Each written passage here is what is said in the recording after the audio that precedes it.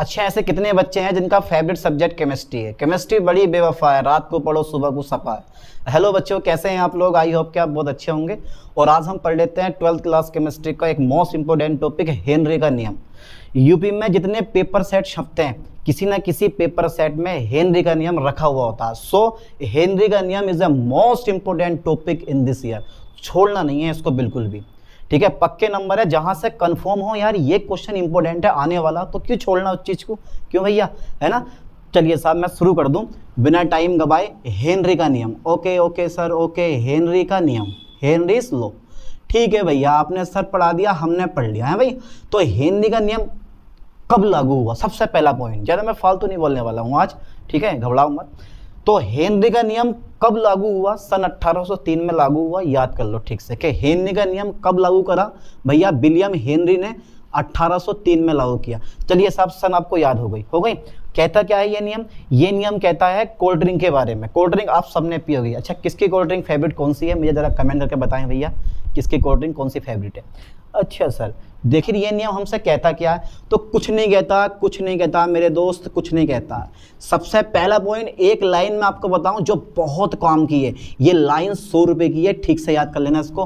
ताप पूरे हेनरी के नियम में नियत रहेगा, यानी कि नियत ताप पर या स्थिर ताप पर। लाइन पे ध्यान देना है, मैं नियम धीरे धीरे लिखवाता हुआ चलूंगा। इस नियम के अनुसार ताप हमारा कैसा रहेगा भैया? ताप हमारा कैसा रहेगा इस नियम के अनुसार? स्थिर ताप पर। जरा ध्यान देना, स्थिर ताप पर। आप चाहते हो तो डायरेक्ट भी लिख सकते हो नियत ताप पर। अब होता क्या है, मेन काम तो अब आता है, और वो मेन काम क्या होता है मेरे दोस्त? सबसे पहले मैंने पकड़ लिया वाटर। सर आपने वाटर पकड़ लिया तो क्या करोगे? पी लोगे? अरे पीना नहीं है भाई, हमें इसमें गैस को घोलना है। अब ये नियम आपसे क्या कहता है कि अगर मुझे कार्बन डाइऑक्साइड गैस घोलनी है, घुल जाएगी, क्योंकि carbon dioxide gas is a soluble in water. जल में क्या होती है? घुलनशील होती है कार्बन डाइऑक्साइड गैस। आप घोलोगे थोड़ी बहुत घुल जाएगी, लेकिन ज्यादा घोलोगे मेरे दोस्त तो प्रेशर तो बढ़ाना ही पड़ेगा। ठीक है, तो यहां कार्बन डाइऑक्साइड ज्यादा घोलनी है, तो जब ज्यादा घोलोगे तो प्रेशर भी ज्यादा करोगे, और हाई प्रेशर पे कार्बन डाइऑक्साइड गैस ज्यादा घुलेगी। ये नियम कहता जितना आप प्रेशर बढ़ा दोगे उतनी गैस ज्यादा घुलेगी। जरूरी नहीं कि भाई कार्बन डाइऑक्साइड गैस हो, ऑक्सीजन भी हो सकती है, नाइट्रोजन भी हो सकती है। जो भी गैस आप ज्यादा घोलना चाहते हो, बस आपको प्रेशर ज्यादा करना पड़ेगा, वो अपने आप घुल जाएगी। जितने हाई प्रेशर पे आगा, जितने हाई प्रेशर पे कार्बन डाइऑक्साइड यहाँ घोलोगे उतनी ज्यादा घुलेगी। तो ये कहते हैं किसी गैस की द्रव्य विलेयता कुछ इस टाइप से, यहाँ फिर यहाँ फिर यहाँ फिर यहाँ फिर यहाँ, इस टाइप से हमारी गैस क्या होगी? घुल जाएगी। तो किसी गैस की द्रव्य विलेयता गैस के दाब के कैसी होती है? समानुपाती होती है। इस नियम के अनुसार स्थिर ताप पर किसी गैस की द्रव्य विलेयता, किसी गैस की, ओके सर, किसी गैस की द्रव्य विलेयता, ठीक है, द्रव्य विलेयता, ठीक है सर, किसी गैस की द्रव्य विलेयता, ठीक है, स्थिर ताप पर किसी गैस की द्रव्य विलेयता। विलेयता मतलब घुलनशीलता। गैस के दाब के, गैस के दाब के, ठीक है, गैस के दाब के कैसी होती है बेटे? अनुक्रमानुपाती होती है। ठीक है, अनुक्रमानुपाती की जगह आप समानुपाती लिख सकते हो। ठीक है, समानुपाती होती है। ठीक है, चलिए साहब हम मान लिए। अब आप साहब इसको जो है लिख के दिखा दो, लिख के दिखा दें। चलिए, तो किसी गैस की द्रव्य विलेयता m is directly proportional to, मेरे पास आ जाएगा P फॉर प्रेशर, यानी कि जो गैस की मात्रा होती है वो गैस के दाब के समानुपाती होती है। जितना दाब बढ़ाओगे उतनी ज्यादा गैस जो है वो द्रव्य में घुलेगी। ठीक है, m जब आप समानुपाती का चिन्ह डालोगे तो मेरे पास क्या आ गया? एक कांस्टेंट, यह आ गया KHP। ठीक है, तो मैं लिख दे रहा हूं जहां पर KH क्या है मेरे पास मेरे दोस्त? जहां m जो है वो है गैस की मात्रा। ठीक है बेटे, गैस की मात्रा। जितना प्रेशर बढ़ाओगे गैस उतनी ज्यादा घुलेगी, याद कर लो ठीक से। और यही रीजन है जितने भी कोल्ड ड्रिंक आती हैं उनमें हाई प्रेशर पर कार्बन डाइऑक्साइड गैस भर दी जाती है। जैसे ही आप ढक्कन खोलते हो तुरंत हाई प्रेशर पर कार्बन डाइऑक्साइड गैस बाहर को निकल आती है। अब आप सोच सकते हो कितनी हाई प्रेशर पर कार्बन डाइऑक्साइड गैस भरी जाती है, आप सोचो। ठीक है, चलिए आगे देखते हैं। पी क्या है भैया? पी जो है वो हमारा गैस का दाब है, गैस का दाब है। ठीक है सर, गैस का दाब हो गया। m गैस की मात्रा हो गई, p गैस का दाब हो गया। ठीक है, और kh क्या है भैया? हमारा हेनरी स्थिरांक हो गया। ठीक है सर, हेनरी स्थिरांक हो गया। अब ये तो बात थी भैया छोटी मोटी चीज़ों की, ये तो छोटी मोटी चीज़ समझ गए आप। किसी गैस की द्रव्य में विलेयता गैस के दाब के समानुपाती होती है, जितना दाब बढ़ाओगे गैस उतनी ज़्यादा गैस द्रव्य में विलय होगी। अरे सर इसका एक नियम और आता है, और वो नियम हमारा बहुत काम करता है, और वही नियम है जिससे नीट लेवल के क्वेश्चन आपसे पूछे जाते हैं। इसका दूसरा नियम, वो नियम ये कहता है कि भैया गैस का जो आंशिक बाष्प दाब होता है, यानी कि गैस का वाष्प अवस्था में आंशिक दाब गैस के मोल प्रभाज के समानुपाती होता है। अब आप सोच लो क्या बोला था इन्होंने, अगर आप गैस का मोल प्रभाज लो और गैस का आंशिक दाब के बीच संबंध दर्शाओ, तो इन्होंने एक नियम दिया, और वो नियम क्या था? वो नियम था किसी गैस का वाष्प अवस्था में आंशिक दाब, किसी गैस का वाष्प अवस्था में आंशिक दाब गैस के मोल प्रभाज के समानुपाती होता है। अच्छा लिखवा दूं, आप चाहो तो ये लिख लियो, या चाहो तो आप ये वाला नियम लिख सकते हो, मर्जी है आपका। ये फर्स्ट रूल हो गया हमारा। आप चाहते हो तो इसी को मैं इसी तरह से लिख दे रहा हूं, देखो हेनरी का नियम। चाह रहे हो तो आप ये भी रख सकते हो, जो आपकी मर्जी है, हेनरीस लॉ, ठीक है, हेनरीस लॉ।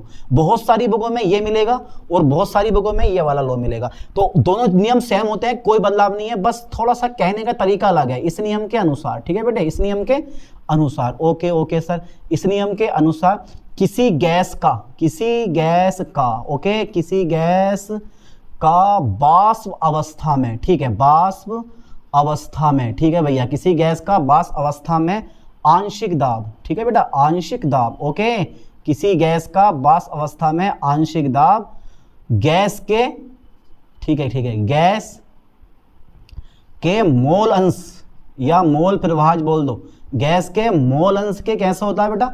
समानुपाती होता। ये समझने वाली बात है, अगर आपको बहुत ज़्यादा समझना तो आपको इस नियम पे जाना पड़ेगा मेरे दोस्त। मोल अंश के कैसे होता? समानुपाती होता।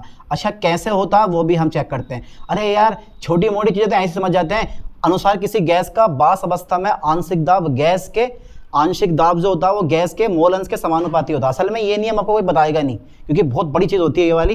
तो जो मेरे पास प्रेशर होता है वो is directly proportional to x gas, यानी कि गैस के मोल अंश के कैसे होता है? समानुपाती होता। अब जैसे ही मैं समानुपाती का चिन्ह हटाऊंगा तो मेरे पास तुरंत एक क्वेश्चन आ जाएगा, के एच एक्स गैस, ठीक है। आगे बेटे ये के एच, जहां के एच क्या है?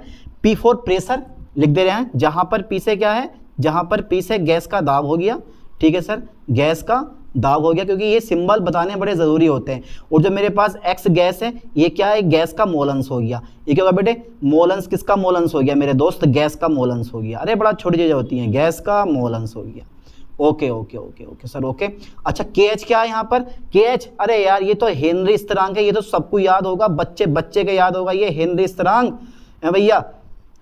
ये क्या है हेनरी स्थिरांक? तो लाइन पे ध्यान देना, ये भी नियम होता है। एक नियम बेटा ये वाला भी होता है, लाइन पे फोकस करें ठीक से। एक नियम हमारा ये भी होता है, ठीक है। इस नियम पे हम ज़्यादा डिस्कस करेंगे। ये नियम चाह रहे हो तो ये लिख के आओ, चाह रहे हो तो ये लिख के आओ, मर्जी है आपकी, जो दिल चाहे। लेकिन मेरे ख्याल से अगर आपको समझना है तो हेनरी का नियम, इससे बहुत कुछ सिखाया जाएगा। अब क्या क्या सिखाया जाएगा वो भी हम देखते हैं। अगर हम गैस के दाब और गैस के मोल अंश के बीच एक ग्राफ खींचे तो भैया एक सरल रेखा आता है। क्या आती है? एक सरल रेखा आती है, और जो रेखा की ढाल होती है वो के एच को व्यक्त करती है। अभी जरा मैं इसको इरेज कर दूं, यहाँ तक का पहले स्क्रीनशॉट ले लो, ठीक है। ले लिया होगा इस नियम का, ठीक है। Okay sir, okay sir, okay भैया, हेनरी का नियम है ये, कोई मामूली बात नहीं है, पूरा करवा कर निपटाऊंगा इस चीज़ को, ठीक है। तो ऐसे भी लिख सकते हो, ऐसे भी लिख सकते हो, मर्जी है आपकी। तो जो मेरे पास के एच है हेनरी स्थिरांक है। Okay sir, okay. अगर मैं गैस के दाब और गैस के मोल अंश के बीच ग्राफ खींचे, ठीक है, किसके बीच बेटे? गैस के दाब, ठीक है सर, गैस के दाब, गैस के आंशिक दाब बोला गया यहाँ पर, तो भैया गैस का आंशिक दाब ले लो, गैस के आंशिक दाब, ठीक है सर, तथा मोल अंश, ओके सर, ओके, मोल अंश के बीच क्या करें बेटा? मोल अंश के बीच क्या करें? ग्राफ खींचे। अरे सर ग्राफ खींचो, गैस के आंशिक दाब तथा मोल अंश के बीच क्या किया जाए? ग्राफ खींचा जाए, ग्राफ खींचा जाए, ठीक है बेटे, ग्राफ खींचा जाए तो एक सरल रेखा आती है। वो तो आगे क्योंकि भैया समानुपाती है, समानुपाती में सरल रेखा आती है, एक सरल रेखा होती है, ठीक है, एक सरल रेखा होती है। अब किस टाइप से होती है वो भी हम चेक कर लेते हैं। ओके ओके ओके, जिसकी ढाल के एच को, किसको बेटे? के एक्स को व्यक्त करती है, ठीक है सर, ठीक है, ओके ओके, जिसकी ढाल के एच को व्यक्त करती है। अब कैसे ग्राफ बनेगा वो भी हम चेक कर लेते हैं। थोड़ा सा बड़ा टॉपिक तो नहीं हो रहा, लग तो रहा होगा बड़ा टॉपिक हो रहा, लेकिन ये समझने के लिए बहुत ज़रूरी है, ये बेटे समझने के लिए बहुत ज़रूरी है, वरना तो टीचर आएंगे पढ़ाएंगे छोटा मोटा निकल जाएंगे, क्योंकि ये बहुत बड़ी चीज़ हो गई। मोल अंश, ओके सर, मोल अंश ये रो मोल अंश, ठीक है। और ये आ गया हमारा आंशिक दाब, ठीक है सर, ये हमारा क्या गया बेटे, आंशिक दाब आ गया, ठीक है सर, ये मेरे पास आंशिक दाब हो गया, ये जाएगा बेटे ऊपर को, ठीक है, ये ध्यान देना। चलिए यहाँ आप चाहते हो तो 500 कर सकते हो, यहाँ आप चाहते हो तो 1000 भी लिख सकते हो, और यहाँ आप चाहते हो थोड़ा सा मोल अंश नीचे रहेगा, 0.01 कर दिया मैंने, 0.02 कर दिया मैंने, ये क्या है मेरे पास मोल अंश, ठीक है। इसको बढ़ा दो इधर को, और मेरे पास ग्राफ क्या आएगी, बिल्कुल सीधी रेखा आएगी, ठीक है, ये इस टाइप के मेरे पास क्या आएगी, ग्राफ आएगी। और रेखा की ढाल जो है वो KH को व्यक्त करती है, जो रेखा की ढाल होगी वो हमारी KH को व्यक्त करेगी। चलिए साहब, ये था हमारा हेनरी का स्थिरांक। अच्छा, मैं और चीज़ें देख रहा हूँ, यानी KH के मान जो होते हैं ना, KH के मान अलग अलग गैसों के लिए अलग अलग होते हैं। ये जो KH है जो तुम देख रहे हो ना, ये हेनरी स्थिरांक, अगर आप ये सोच रहे हो कि इसका मान हर एक गैसों के लिए समान होता है, इम्पॉसिबल। हर गैस के लिए KH का मान कैसा होता है, अलग अलग होता।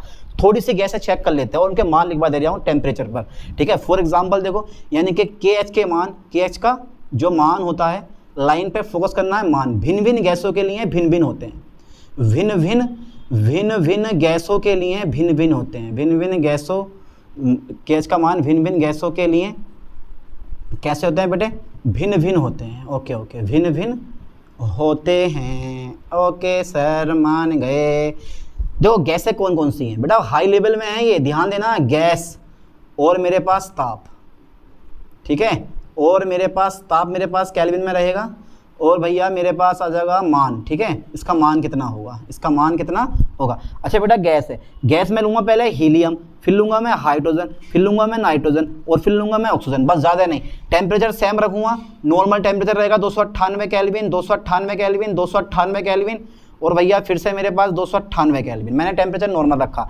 अच्छा ठीक है, हीलियम का जो मान आता है वो आता है 144.97, ठीक है बेटे। और हीलियम का जो मान आता है, हीलियम की वैल्यू कितनी आती है मेरे दोस्त, हीलियम के लिए इतना आ गया। हाइड्रोजन के लिए होता है इसका मान 69.16, ओके।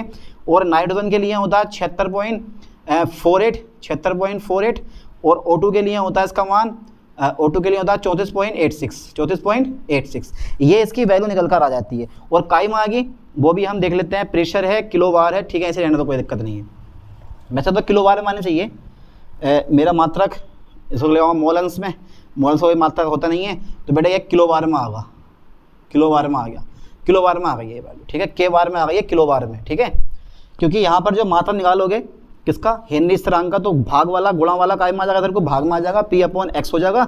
और मोल अंश का कोई मात्रक होता नहीं है, तो प्रेशर का मात्रक होगा बाहर, लेकिन मैंने काय में लिया, ये किलोबार में लिया, ठीक है। चलिए साहब आगे देखते हैं। तो ध्यान देना, गैस हो गई मेरे पास, ताप हो गया केल्विन में, इनके मान हो गए। तो हर गैस के लिए मान कैसे होता, भिन्न भिन्न होता। अब मैं आपको जरा एक चीज और बता दूं, तो इसका स्क्रीनशॉट ले लो, सही वाला ले लिया होगा, ठीक है। पेपर में बहुत ज्यादा क्वेश्चन पूछता है कि यार हीलियम गैस का KH का मान कितना होगा, H2 गैस का KH का मान कितना होगा, तो कोई इस पर ध्यान देते ही नहीं है। तभी तो बोल रहा हूँ, हेनरी का नियम कोई छोटी मोटी चीज नहीं है कि भाई नियत ताप पर किसी गैस की विलेयता गैस के दाब के समानुपाती होती है, पढ़ा के निकल गए, क्या फायदा 2 लाइनें पढ़ने का। अबे पढ़ना है तो पूरा नियम पढ़ना सही करके, तभी तो मैं ज्यादा पढ़ाएगा, ठीक है। इसे याद कर दे रहा हूं मैं, उसका स्क्रीनशॉट लेते रहो आप। ओके। चलिए साहब आगे देखते हैं। अच्छा, हेनरी के नियम में एक चीज मैं आपको और बता देता हूं, हेनरी के नियम में एक चीज मैं आपको ये बताता हूं कि यहाँ पॉइंट नोट करके लिखना है आपको बढ़िया करके, कि जो मेरे पास X गैस है वो बराबर किसके होगा बेटे, P अपॉन किसके, KH के बराबर हो जाएगा। यानी कि जो मेरे पास रियल फॉर्मूला था वो ये था कि भैया प्रेशर जो होता है वो KH और XA, यही तो था, यानी कि X गैस, यही तो था बेटे X गैस। तो ये था मेरे पास, तो ये गुणा वाला काय में आ गया मेरे पास, भाग में आ गया, तो X गैस बराबर कितना आ गया मेरे पास, P/KH आ गया। अच्छा बताओ बेटा, ना आया हो तो मुझे बताओ जरा। तो X गैस बराबर हो गया P/KH हो गया। इसका मतलब ये हुआ कि जो हेनरी स्थिरांक है वो गैस के मोल अंश के व्युत्क्रमानुपाती है। क्या ये नहीं है, व्युत्क्रमानुपाती तो है, यानी कि जो हेनरी स्थिरांक है, ठीक है मेरे दोस्त, जो ये हेनरी स्थिरांक है, आप बता दो सर, मान जाएंगे आपको। हेनरी स्थिरांक जो है वो गैस के मोल अंश के, ध्यान देना, गैस के मोल अंश के कैसा होता है, गैस के मोल अंश के व्युत्क्रमानुपाती होता। अच्छा सर, व्युत्क्रमानुपाती होता, इसका मतलब व्युत्क्रमानुपाती होता है, ये तो हम मान गए कि भैया गैस का जो मोल स्थिरांक है, यानी कि हेनरी स्थिरांक गैस के मोल अंश के व्युत्क्रमानुपाती होता, ठीक है सर। व्युत्क्रमानुपाती मतलब क्या है? मतलब यह है कि अगर गैस का हेनरी स्थिरांक अधिक है, गैस का हेनरी स्थिरांक अधिक है, तो गैस का मोलंस यानी कि मोलंस कैसा होगा हमारे पास? कम होगा, यानी कि गैस की विलेयता कम होगी। और अगर हेनरी स्थिरांक कम है तो गैस की विलेयता कैसी होगी? ज्यादा होगी। ना समझ में आया? समझ में आ गया होगा, क्योंकि व्युत्क्रमानुपाती है, ये कम होगा तो ये ज्यादा घुलेगी, ये ज्यादा होगा तो ये कम घुलेगी। कहने का मतलब ये है कि यदि मेरे पास क्या है, यदि गैस का हेनरी स्थिरांक, यदि गैस का कौन सा स्थिरांक बेटे? यदि गैस का हेनरी स्थिरांक, ठीक है। ये सब नोट्स आपके हैं, कहीं बाहर से नोट्स मत मांगना कि यार मुझे नोट्स दे दो, नोट्स दे दो। अबे ये जब मैं लिखवा रहा हूँ, ये क्यों लिखवा रहा हूँ? ठीक है, तो किसी गैस का हेनरी स्थिरांक, ध्यान देना बेटे, किसी गैस का हेनरी स्थिरांक, यदि गैस का हेनरी स्थिरांक कैसा है बेटे? अधिक है, कैसा? अधिक है, तो गैस की विलेयता, तो गैस की विलेयता कैसी होगी बेटे? कम होगी, गैस की विलेयता कम होगी। ओके, अधिक है तो गैस की विलेयता कैसी होगी? विलेयता कम होगी। ठीक है, ठीक है, कम होगी। Okay sir, okay okay okay okay. और यदि क्या हो, यदि गैस का हेनरी स्थिरांक मतलब KH कैसा है बेटे? कम है। जब कम है तो गैस की विलेयता कैसी होगी? या घुलनशीलता, गैस की विलेयता या घुलनशीलता, बात एक ही है। KH कम है तो गैस की विलेयता अधिक होगी, अधिक होगी। ये चीजें होती हैं, ये चीजें होती हैं बेटे, ध्यान देना। तो राउल्ट का नियम भी सेम ऐसे ही होता है और हेनरी का नियम भी सेम ऐसे ही होता है। अब दोनों में क्या अंतर होता है वो हम आगे देखेंगे अभी। तो घबराना बिल्कुल नहीं है, डरना बिल्कुल नहीं है, सिर्फ बोर्ड पे देखो, ठीक है। तो यदि गैस का हेनरी स्थिरांक अधिक है तो गैस की विलेयता कम होगी, और यदि गैस का KH कम है तो भैया यानी कि गैस का हेनरी स्थिरांक कम है तो गैस की विलेयता कैसी होगी मेरे पास? अधिक होगी। ओके, यदि गैस का हेनरी स्थिरांक अधिक है तो गैस की विलेयता कम हो जाएगी, हेनरी स्थिरांक अधिक है तो गैस की विलेयता कम हो जाएगी, और अगर गैस का हेनरी स्थिरांक कम है तो गैस की विलेयता ज्यादा हो जाएगी। ठीक है, समझ में आया? तो ये पूरे का पूरा नियम होता है। और ये तो मैंने केवल 4 गैसों के लिए लिखवाए हैं इसके मान, तो बहुत सारी गैसें होती हैं, इतना याद करने में दिक्कत पड़ेगी, इसलिए 4, 5, 6 गैसों के हेनरी स्थिरांक के मान याद कर लो ठीक से। चलिए साहब, इसकी सीमाएं हम पढ़ लेते हैं। अच्छा, सीमा भी होती है ना, सीमाएं भी तो होती है, लिमिटेशन, हर चीज की सीमा होती है, क्योंकि हेनरी का नियम हर जगह लागू नहीं हो सकता। आप हर जगह हाथ नहीं मार सकते, कहीं कहीं हाथ मार सकते हो, बस है नहीं। चलिए, तो फिर कैसे करोगे आप सीमाएं? सीमाएं का मतलब है कि यह नियम अति तनु विलयनों पर लागू होता है। यह नियम राउल्ट का भी सेम होता है, राउल्ट का नियम भी अति तनु विलयनों पर लागू होता है। ठीक है, तो यह नियम, ध्यान देना बेटे, यह नियम अति तनु विलयनों पर लागू होता है, अति तनु विलयनों पर लागू होता है। यह नियम अति तनु विलयनों पर कैसा होता है बेटे? लागू होता है। ओके सर, ओके, लागू होता है। यह नियम अति तनु विलयनों पर लागू होता है। ओके, पहली लिमिटेशन हो गई। अच्छा बेटे, सेकंड लिमिटेशन क्या होगी इसकी? ठीक है, ताप उच्च होना चाहिए, टेम्परेचर जो है ना, ताप उच्च होना चाहिए। ठीक है, उच्च मतलब हाई, ताप उच्च होना चाहिए। ठीक है, उच्च होना चाहिए। ठीक है। अच्छा, थर्ड लिमिटेशन क्या है इसकी सर?